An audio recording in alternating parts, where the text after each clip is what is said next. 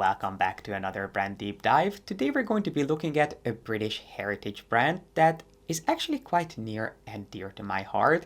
It's a brand that I have an interesting and unique relationship with because it's one that's been part of my life for the better part of the past decade, yet it's not a brand that I personally own anything from, which is Mulberry. Now, it's undeniable that Mulberry is the most recognizable and most famous British leather brand, but it's not one that I would have ever considered dedicating an entire video to had it not been for some of your questions and your messages. Many of you have been wondering how this brand compares to other luxury brands, especially when it comes to Hermes. It seems like this brand has slowly but surely been sneaking back into the spotlight, even though I couldn't really think of anything noteworthy that they've done in the recent past. But I took the time to stop by one of their boutiques to have a look at everything they have to offer and share with you what I have to say about this brand. We're going to be discussing everything that there is to know about Mulberry, from their history and heritage all the way to their current lineup, and how this brand compares to Hermes, because if you really think about it, they do have quite a lot in common. Similar to Hermes, Mulberry is incredibly proud of their heritage, which is rooted in artisanal craftsmanship and timeless elegance. So if you'd like to find out if Mulberry bags are worth your time and money, then make sure to give this video a thumbs up.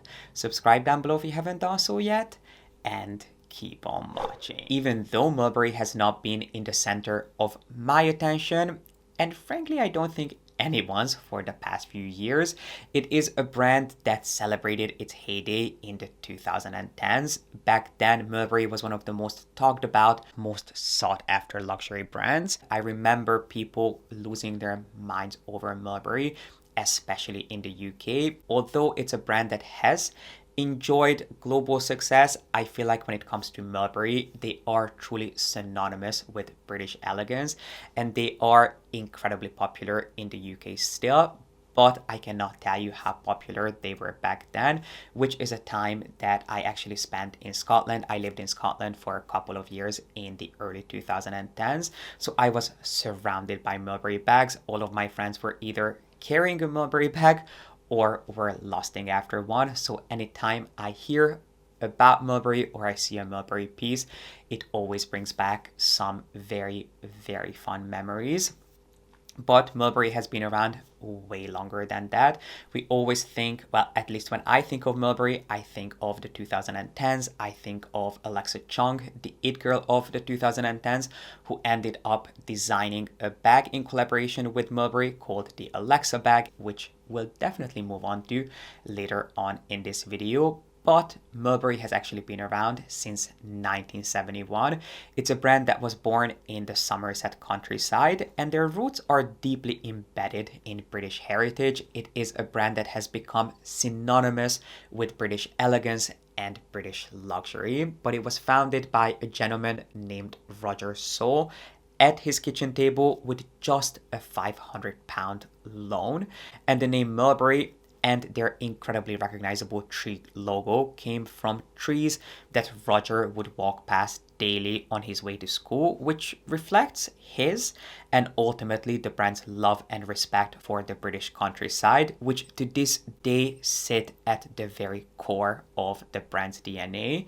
And even though today Mulberry is best known for their handbags, their first creations were actually leather belts, which only later were followed by a range of accessories, and last came their handbags. But little known fact that every now and then they will also produce an extremely tightly curated collection of ready to wear. But it doesn't really matter what they do. What every single piece has in common is a commitment to timeless and extremely skilled craftsmanship. That is one thing that the brand will never compromise on. And what all of the pieces share aesthetically is this seamless transition between living in the country and pounding the pavement in the busiest metropolis. Mulberry pieces should facilitate a seamless transition between these two very different lifestyles. If I had to describe to you the ideal Mulberry girl or boy, I would say that it's someone who appreciates the finer things in life, but are not afraid to get their hands dirty. Mulberry's aesthetic was definitely a pivotal point in British luxury fashion, and by the mid 1970s, this style became known as Le Style Anglais, a really unique fusion of English country living and city sophistication, which made their signature pieces a staple in the wardrobe of some of the most iconic women of the time. But it was really in 2003 that the brand solidified its place in contemporary luxury fashion with the launch of the Bayswater bag, which truly redefined what effortless and understated luxury means, and it quickly became an icon of British style. Of course, we'll discuss everything you need to know about the Bayswater bag and the Bayswater family, because frankly there's no Mulberry without the Bayswater.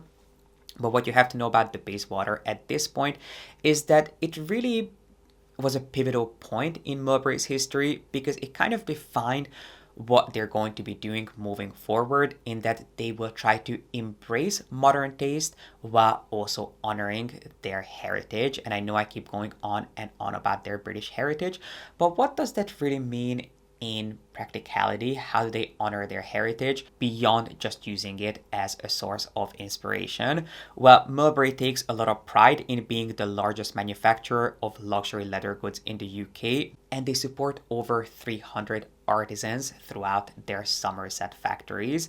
Now, sadly, not every single Mulberry bag is made in the UK at this point, only half of them.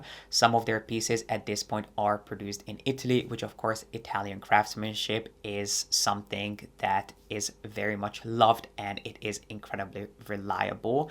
But Mulberry, because they are a global brand at this point, they could not just solely rely on their Somerset factories, because they could not produce enough bags to meet the global demand without sacrificing on quality. But I would not be surprised if at one point they tried to bring all their manufacturing back to the UK, even though that might be a little bit tough just with Brexit and everything going on in the economy. So if you purchase something outside of the UK, especially if it is an accessory or an SLG, the odds of that piece being made in Italy are quite high, which does not make it any worse quality. We know a lot of luxury brands produce their pieces in Italy, but I completely understand that if you buy a piece of Mulberry, you would want your piece to be produced in one of the famous Somerset factories in the UK, because those pieces are truly a genuine proof of age-honored craftsmanship. But what's interesting about Mulberry is that they are not just looking in their rearview mirror, they're equally committed to the future, and they are trying to become a luxury brand that is transparent and that is regenerative, meaning that their pieces are made to last in an industry that is really saturated with throwaway trends. Mulberry tries to stand out by providing true quality and longevity. They try to seamlessly blend heritage with innovation. If these values align with yours, and if it's something that resonates with you, let's talk about what pieces are actually worth buying from Mulberry. Or actually, before we go ahead and do that, let me give you some vocabulary that would be good for you to familiarize yourself with before walking into one of their stores. So some of the details that Mulberry is quite well known for are their postman lock. That is the twist closure that you'll find on a lot of their bags, which, even though a lot of Mulberry's inspiration comes from their British heritage, as I have been telling you for the past, I don't even know, 10 minutes. This is a detail that was actually inspired by Italian post bags. Back in the day, traditional postmen had these bags with several locks on them, which is what inspired this postman lock on Mulberry bags. And then Mulberry has some of the most beautiful range of leathers.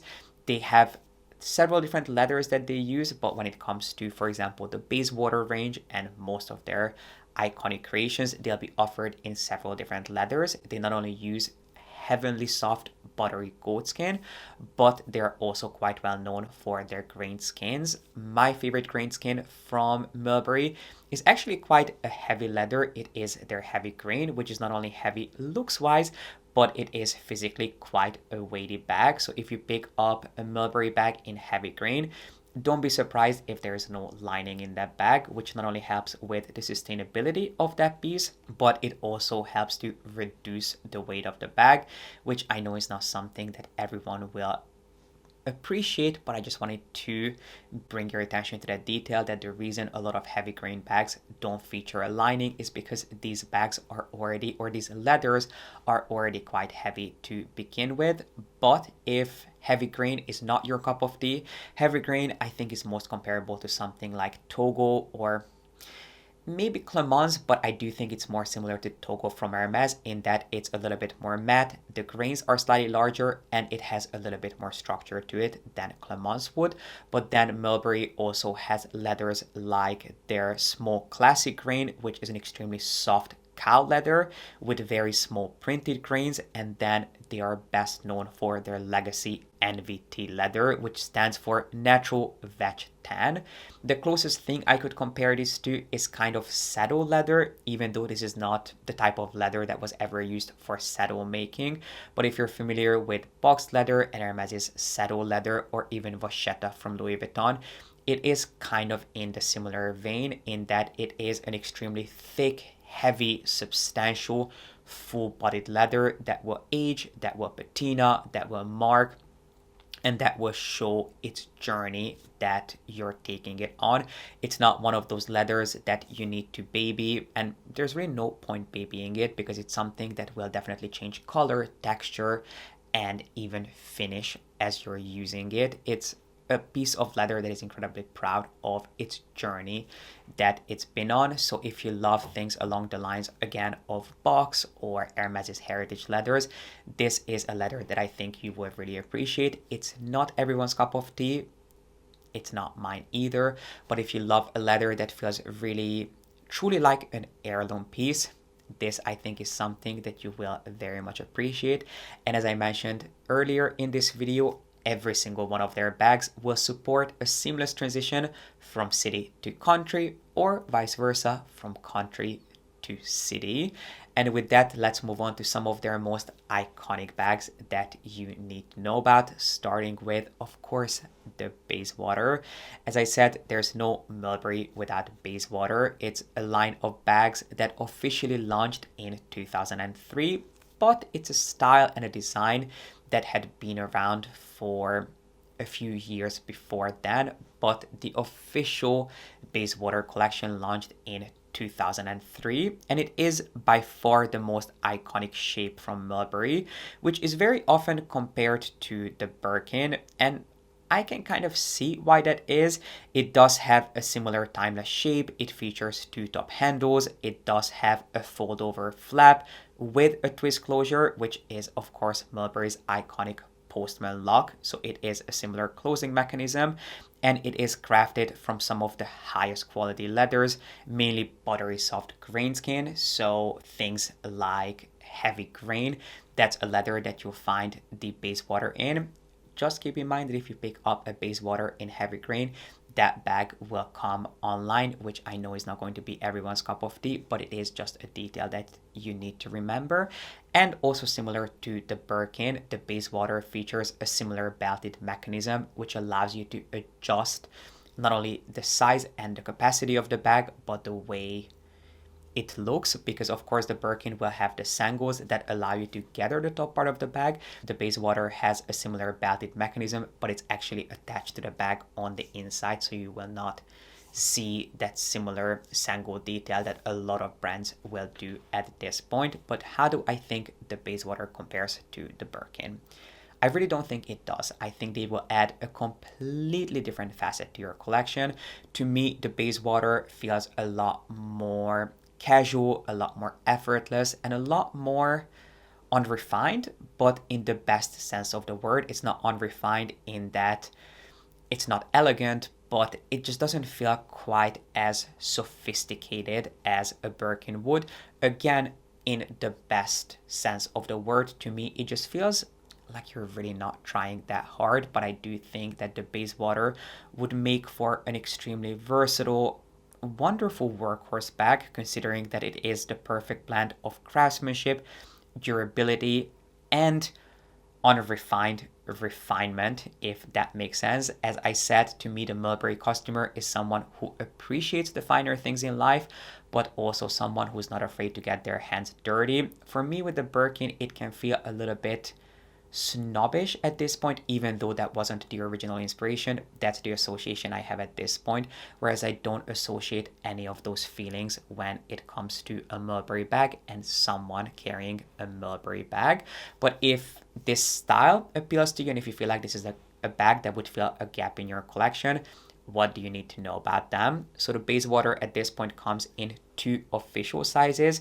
Previously, there were more sizes available, but the original Bayswater measures 35 centimeters, so it is quite a large, heavy, substantial bag because it's not only made of extremely high quality, heavy leather, but it also features the postman closure, which is of course a pretty chunky piece of hardware. But if weight is a concern for you, because the bigger the bag, the heavier it's going to be, and also the bigger the bag, the more space you have to fill it, and the more you put in a bag, the heavier it's going to be. So it's kind of like a vicious circle. But you can of course make this bag lighter by going for one in a slightly lighter leather, or by opting for the smaller Bayswater, which at this point there is only one option for, which is the Bayswater Satchel. Previously there was also a mini Bayswater, but that's currently not in production.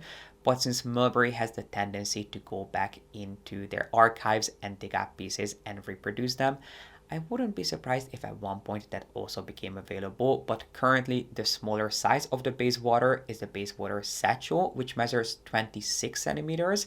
Speaking of which, did I tell you that the Bayswater measures 35 or 36 centimeters? Because it measures 36 centimeters. Obviously, the Hermes Birkin comes in size 35, but the Bayswater comes in size 36.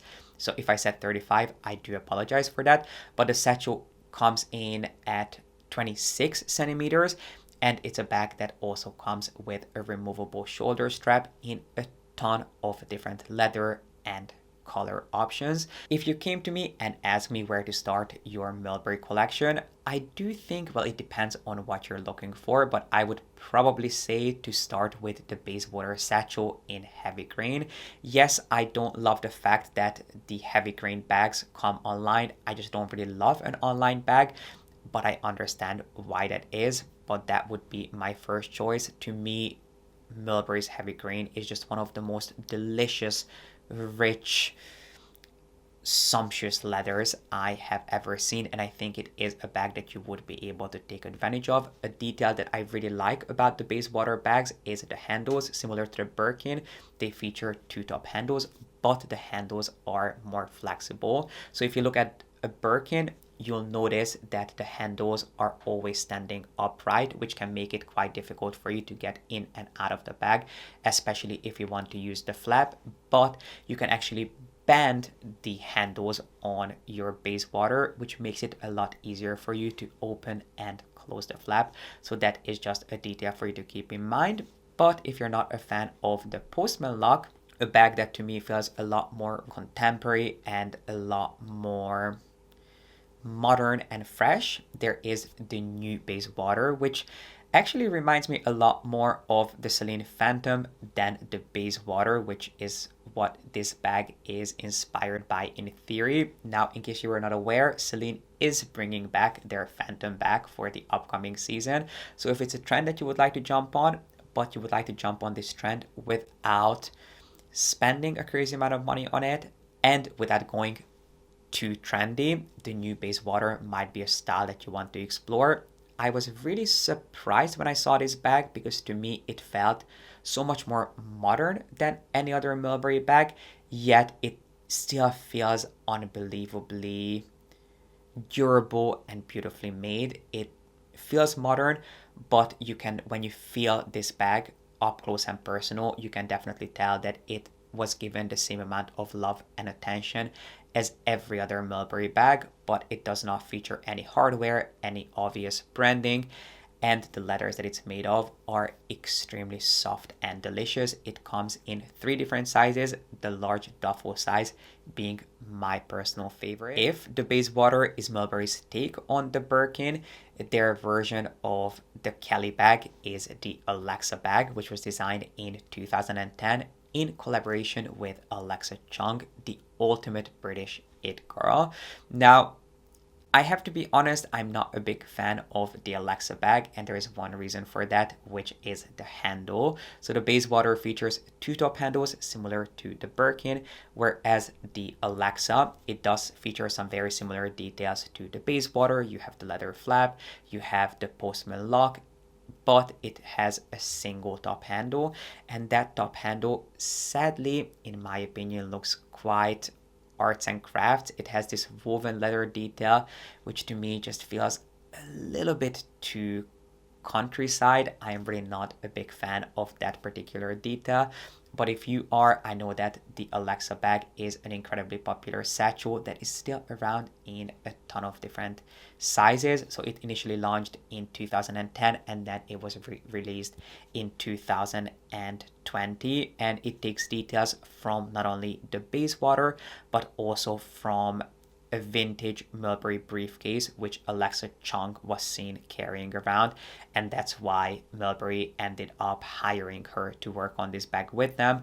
But the classic Alexa comes in at 33 centimeters. And then you also have a mini size and even an oversized duffel size. Again, all of them sharing this hand braided handle, which, yeah, personally, I just don't love. It also has some buckles on the front of the bag, which there is just a little bit too much going on for me personally, but I know it is an extremely popular style, especially because it also comes with a shoulder strap.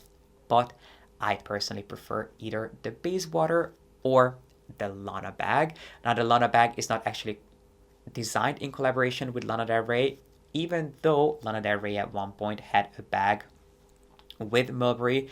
It was called the Del Rey bag, which is no longer around. It was an interesting blend. It almost looked like as if the Speedy from Louis Vuitton and the Bayswater had a baby. That bag is currently not in production, but I'm sure you could still find it on the pre-loved market.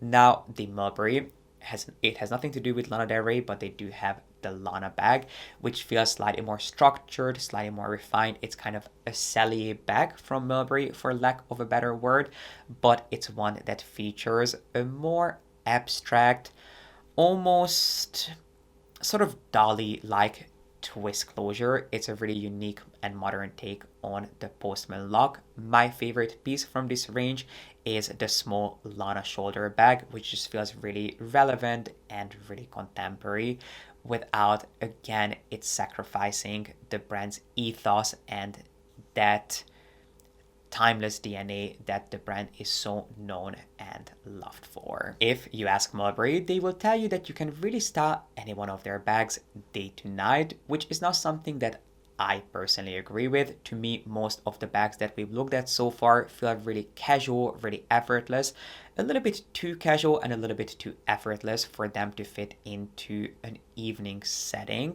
But if there's a bag that you can really do so much with that will never look out of place, it is the Lily bag, which I think you will really enjoy if you like things along the line of the Chanel classic flap, but you're looking for something a little bit more effortless and a little bit more free-spirited, which is very much what Mulberry represents. So it is a bag that is rooted in the brand's heritage. You can see all the inspiration and all the details that this piece borrows from other creations, but the Lily bag has a woven leather and chain strap, which allows you to carry this bag either over your shoulder or even crossbody, or you can even tuck the chain inside the bag and carry it as a clutch bag, which I think is quite special.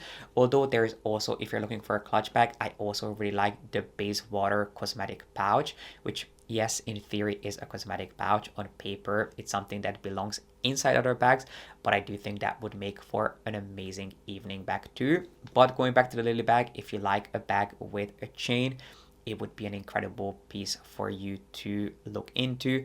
They offer it in several different sizes, but the classic Lily, I think, measures 21 1 centimeters. And again, it has that same postman lock that Mulberry is so loved for. I actually reached out to some of my friends who own Mulberry bags for their feedback and for any details that they can share about some of the pieces that they've had in their collections for years. And most of my friends own the Lily bag, which they all agreed on that they love. The one thing that they pointed out is that the postman lock does get scratched. Not easily, but you can definitely see some signs of tear and wear on the postman lock. But Mulberry is committed to longevity and offering their pieces a new life, so you can actually take your bags back to Mulberry and pretty much have anything replaced on them, including the postman lock, because it is a large piece of hardware that is extremely highly polished. So you cannot avoid scratching that, but it is something that can be fixed and even replaced if need be. But if you like a more sophisticated bag, but again, one that is still very much in alignment with the ethos of Mulberry, that's still really free-spirited and effortless, the Lily bag is a great creation for you to look into. It comes in several different sizes, so whether you're looking for something that's a little bit smaller and more evening appropriate, or a piece that you can also wear on a daily basis, it is an incredible creation for you to explore. And then last but not least, I also quickly wanted to talk to you about the Amberley bag, which actually borrows inspiration from traditional equestrian styling in the shape and the statement closure, which they called the rider's lock. It is rooted in functionality, but it actually makes quite a bit of statement in a really modern and contemporary way. Yes, it is a bag that is rooted in their countryside aesthetic, yet it feels really bold and really modern. I love the log detail, which again is just a more modern, fun take on their postman twist closure. And then the shape is actually quite similar to the G.P.S bag. If you're familiar with the G.P.S from Hermes, you'll know that that very shape was inspired by hunting satchels, and this bag has a very similar shape to it. It comes in several different sizes, and what's fun about this bag is that most of them come with a shoulder strap, but you can also add a handle onto them in case you want to carry them and style them in a way that feels a little bit more formal and a little bit more like a handbag rather than a satchel. I think there are 3 different sizes it comes in. My favorite is the one that feels slightly more structured and comes with the top handle. That to me would be an amazing bag to have in your arsenal because there's so much you can do with that. And I think the one that already comes with a built-in top handle actually comes with a chain detail instead of a shoulder strap, which makes it feel just a little bit more elegant and a little bit more refined. And I think that's why there's so much that you could do with that particular bag.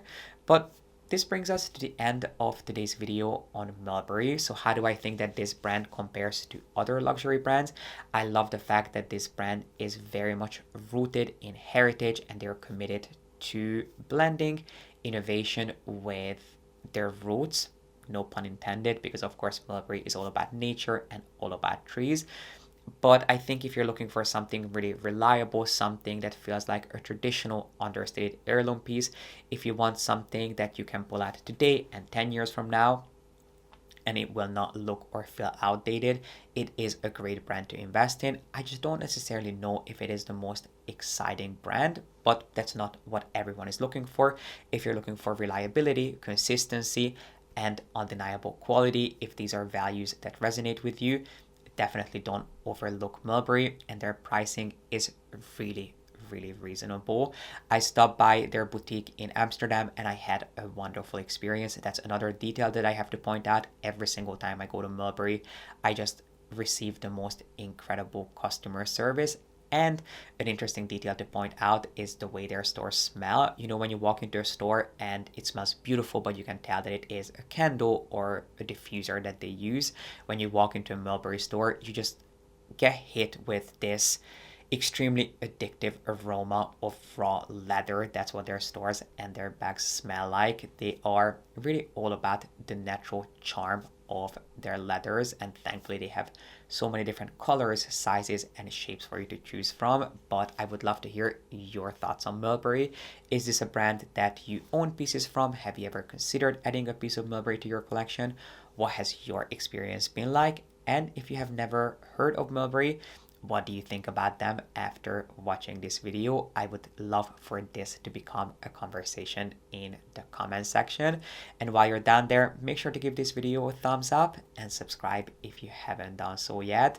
I really appreciate you being here and watching, and I will see you back here with a new video really, really soon.